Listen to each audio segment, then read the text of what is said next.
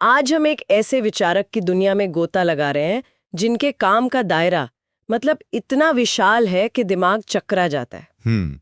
एक तरफ वो समुद्री जीवों का वर्गीकरण कर रहे थे, तो दूसरी तरफ आत्मा की प्रकृति और एक आदर्श सरकार की बनावट पर लिख रहे थे।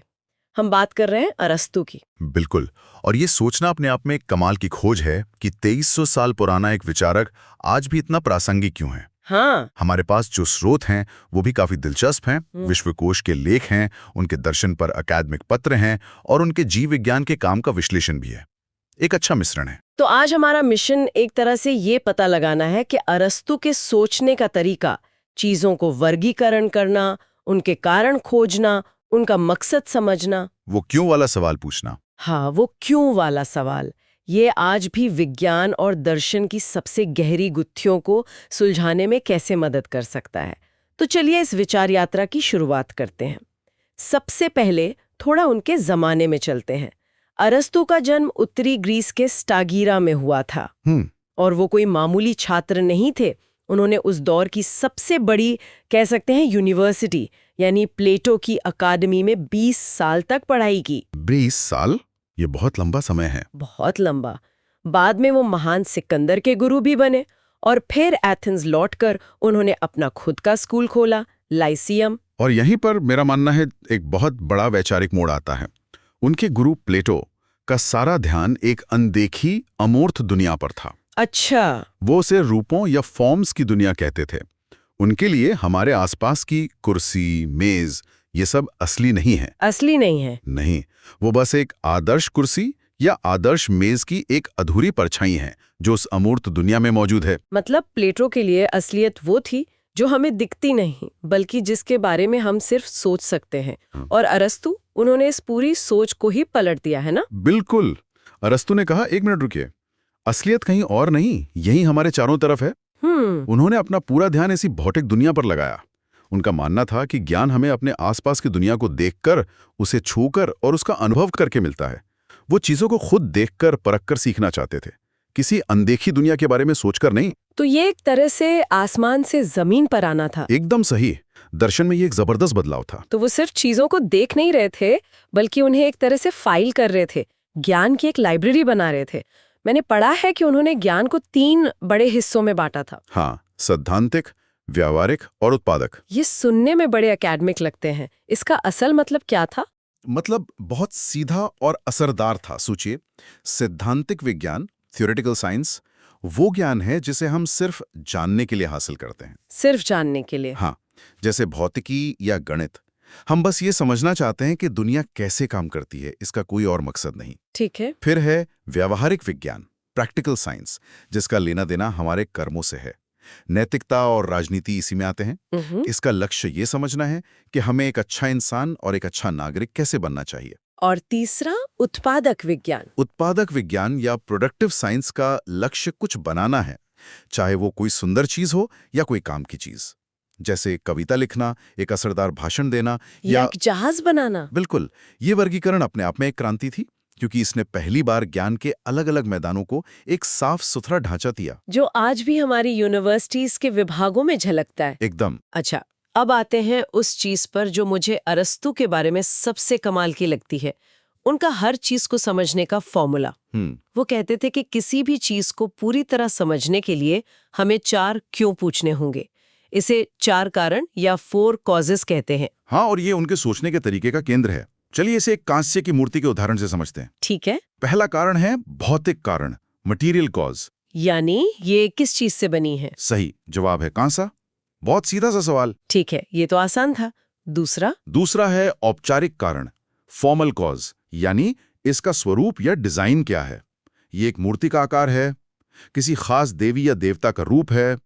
ये वो ब्लूप्रिंट है जो कांसे को एक पहचान देता है। समझ गई, क्या और कैसा। तीसरा कारण इसे बनाने वाले से जुड़ा होगा। एकदम सही। तीसरा है कुशल कारण, एफिशिएंट कॉज, यानी इसे किसने बनाया, इसे बनाने वाला कौन है। मूर्तिकार, वो शक्ति जिसने कांसे को मूर्ति के रूप में ढाला।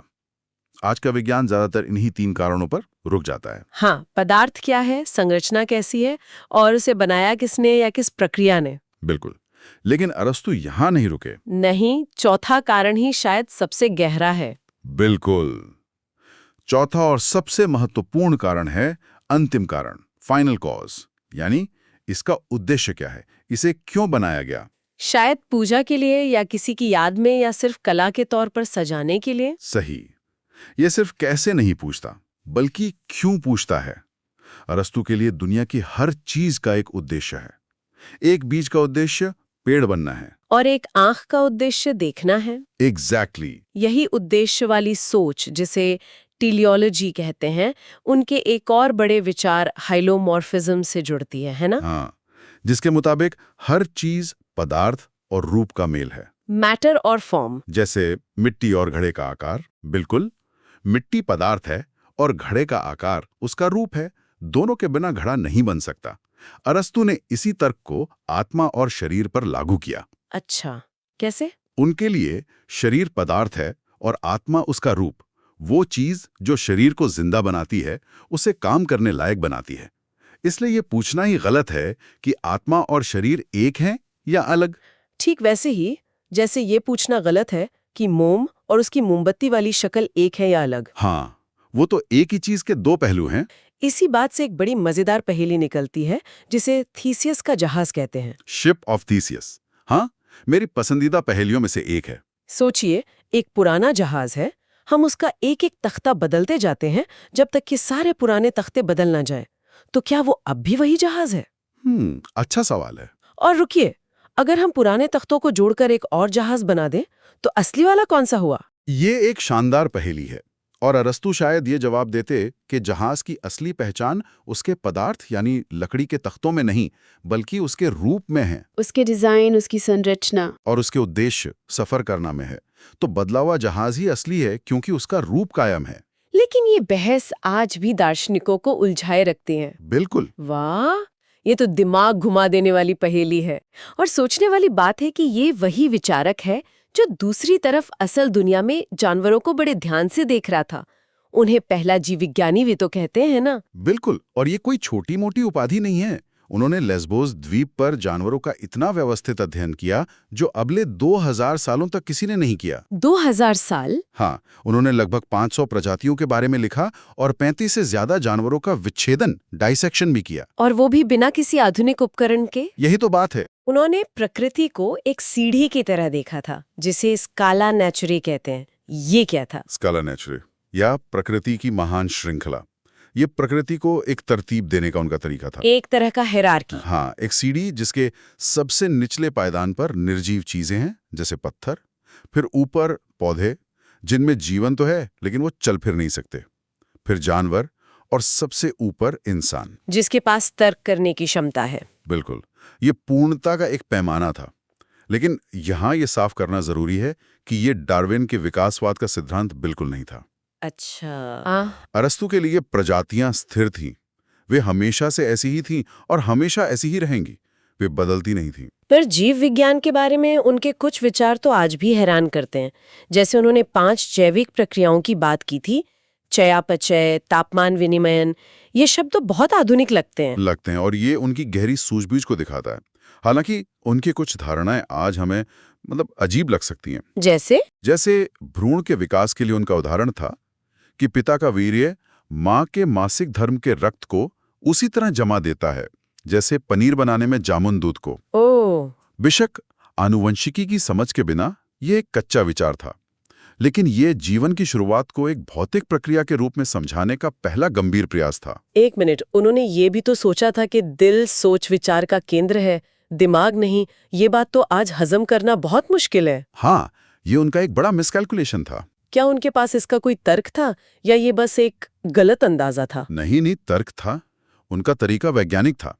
उन्होंने देखा कि शरीर में खून गर्म होता है और दिल उसका केंद्र है। भावनाएं महसूस करने पर दिल की धड़कन तेज हो जाती है। ये तो सही है। इसके मुकाबले दिमाग उन्हें ठंडा और शांत लगा, तो उन्हें लगा कि दिमाग का काम दिल को ठंडा रखना है, एक तरह के रेडिएटर की तरह। रेडिएटर की तरह? हाँ, जाहिर है वो गलत थे, लेकिन उनका तरीका गलत नहीं था। उन्होंने अवलोकन के आधार पर एक परिकल्पना बनाई। और समुद्री जीव विज्ञान में उनका काम तो कमाल का था। भूमध्य सागर के कई जीवों के बारे में सबसे पहले उन्होंने ही लिखा था। बिल्कुल, इससे साफ पता चलता है कि उनकी छाप कितनी गहरी है। प्रकृति की दुनिया से अब अगर हम इंसानी दुनिया की तरफ आएं तो अरस्तू का लक्ष्य उतना ही बड़ा था। ये समझना कि एक अच्छा जीवन क्या है और एक अच्छा समाज कैसे बनाया जाए। हाँ, और यहाँ उनका सबसे मशहूर विचार है यूडायमोनिया। इसे अक्सर खुशी कह देते हैं, लेकिन इसका मतलब उससे कहीं ज्यादा गहरा है ना? बहुत गहरा। यूडाइमोनिया सिर्फ अच्छा महसूस करना नहीं है, इसका असली मतलब है इंसानी संपन्नता, ह्यूमन फ्लोरिशिंग। हाँ, अपनी क्षमताओं को पूरी तरह से जीना। हाँ, अपने सबसे बेहतर रूप को पाना। ये एक ऐसी जिंदगी जीना है जिस पर आप गर्व कर सकें। और इसे हासिल करने का तरीका है स्वर्णिम मध्य या गोल्डन मीन का पालन करना। बिल्कुल, यानी हर गुण दो अवगुणों के बीच का संतुलन है, एक कमी और एक अधिकता। जैसे साहस, वो कायरता और उतावलेपन के बीच का रास्ता है। आसान है, हाँ, लेकिन सही व्यक्ति पर, सही मात्रा में, सही समय पर, सही उद्देश्य के लिए और सही तरीके से क्रोधित होना, ये हर किसी के बस की बात नहीं है और ये आसान नहीं है। वाह, यही है स्वर्णिम मध्य को असल जिंदगी में उतारना। ये तो आज के दौर में भी 100% लागू होता है, खासकर सोशल मीडिया के जमाने में। या तो लोग बिल्कुल चुप रहते हैं या फिर गुस्से में फट पड़ते हैं। वो सही तरीके से गुस्सा करने वाली बात तो जैसे हम भूल ही गए हैं। ये एक तरह से इमोशनल इंटेलिजेंस की बात है जो अरस्तू 2350 साल पहले कर रहे थे। बिल्कुल, और यही सोच वो समाज पर भी लागू करते थे। उनका मानना था कि एक अच्छा इंसान ही एक अच्छा समाज बना सकता है। और इसके लिए उन्होंने अपनी किताब पॉलिटिक्स में सरकारों को बांटा था, है ना? हाँ, 6 हिस्सों में 3 सही रूप हैं जो आम भलाई के लिए काम करते हैं: राजशाही, अभिजातंत्र और पॉलिटी। और 3 इनके बिगड़े हुए रूप, जैसे राजशाही का बिगड़ा हुआ रूप है तानाशाही। लेकिन मुझे ये बात हमेशा दिलचस्प लगी कि उन्होंने लोकतंत्र को एक नकारात्मक शब्द माना था। ऐसा क्यों? क्योंकि अरस्तू के लिए लोकतंत्र का मतलब था भीड़ का शासन, जो सिर्फ गरीबों के हित में काम करे और अमीरों के खिलाफ हो। वो इसे अस्थिर और जज्बाती मानते थे। तो जिसे हम आज एक अच्छा लोकतंत्र मानते हैं, उसके लिए वो क्या शब्द इस्तेमाल करते थे? पॉलिटी, यानी कानून का राज, जिसमें सबके अधिकार सुरक्षित हों। उनके लिए सबसे अच्छा राज्य वो था जिसमें एक मजबूत मध्यम वर्ग हो, जो न बहुत अमीर हो न बहुत गरीब। और एक अच्छे राज्य के लिए उनकी सबसे बड़ी सलाह क्या थी? सार्वजनिक शिक्षा। उनका मानना था कि राज्य की सबसे बड़ी जिम्मेदारी है अपने नागरिकों को अच्छी शिक्षा देना, ताकि वो निजी स्वार्थ से ऊपर उठकर समाज की भलाई के बारे में सोच सकें। ये विचार आज भी उतना ही ताज़ा और जरूरी लगता है। बिल्कुल, इसमें कोई शक नहीं। अरस्तू का असर इतिहास पर इतना गहरा रहा है कि यकीन करना मुश्किल है। इस्लामी विद्वानों जैसे इब्न रुश्द, जिन्हें पश्चिम में अवेरोज के नाम से जाना जाता है, हाँ, उन्होंने उनके काम को न सिर्फ बचाया बल्कि उस पर बेहतरीन टीकाएं भी लिखी। और उन्हीं के जरिए यूरोप में अरस्तू के विचारों का पुनर्जागरण हुआ। हाँ, और डार्विन जैसे वैज्ञानिक भी उनके बहुत बड़े प्रशंसक थे। डार्विन ने तो यहाँ तक कहा कि आधुनिक जीव विज्ञानी उनके सामने स्कूल के बच्चे जैसे हैं। लेकिन कहानी में एक पेच भी है। क्या पेच? कि वैज्ञानिक क्रांति के दौरान गैलीलियो जैसे विचारकों ने अरस्तू को विज्ञान की तरक्की में सबसे बड़ी रुकावट माना। ये भी सच है। ऐसा इसलिए हुआ क्योंकि सदियों से चर्च ने अरस्तू के ब्रह्मांड के मॉडल को अपना लिया था, जिसमें पृथ्वी केंद्र में थी। तो जब गैलीलियो ने कहा कि पृथ्वी सूरज का चक्कर लगाती है, तो वो सिर्फ अरस्तू को नहीं बल्कि चर्च की सत्ता को भी चुनौती दे रहे थे। तो उनकी विरासत बड़ी जटिल है। वो एक प्रेरणा भी रहे और एक बाधा भी। बिल्कुल, कमाल है। अब इसे आज से जोड़ते हैं, जो सबसे रोमांचक हिस्सा है। हमारे पास एक स्रोत है जो आधुनिक भौतिकी में ब्रह्मांडीय टेलीलॉजी की बात करता है। कॉस्मिक टेलीलॉजी? हाँ, ये तो सीधा सीधा अरस्तू के अंतिम कारण वाले विचार से जुड़ता है। हाँ, और ये बहुत गहरा विचार है। इलिया प्रिगोजिन जैसे नोबेल पुरस्कार विजेता वैज्ञानिक ये समझने की कोशिश कर रहे हैं कि ब्रह्मांड में इतनी जटिलता और व्यवस्था अपने आप कैसे पैदा होती है। मतलब सितारे, आकाशगंगाएं, जीवन, ये सब अव्यवस्था से व्यवस्था की ओर क्यों बढ़ते दिखते हैं? एग्जैक्टली। तो आप कह रहे हैं कि 2300 साल पुराना एक विचार आधुनिक भौतिकी के सवालों में फिर से जिंदा हो रहा है? एक तरह से हाँ। स्रोत का तर्क है कि आधुनिक विज्ञान हमें ये तो बता सकता है कि ब्रह्मांड कैसे काम करता है, गुरुत्वाकर्षण के नियम क्या हैं, कण कैसे व्यवहार करते हैं। लेकिन विज्ञान ये नहीं बता सकता कि ब्रह्मांड क्यों मौजूद है, इसका कोई मकसद है या नहीं। और अरस्तू का ढांचा हमें ये क्यों वाला सवाल पूछने की हिम्मत देता है। बिल्कुल, ये हमें सिर्फ समीकरणों से आगे ले जाकर ब्रह्मांड के होने के अर्थ के बारे में सोचने पर मजबूर करता है।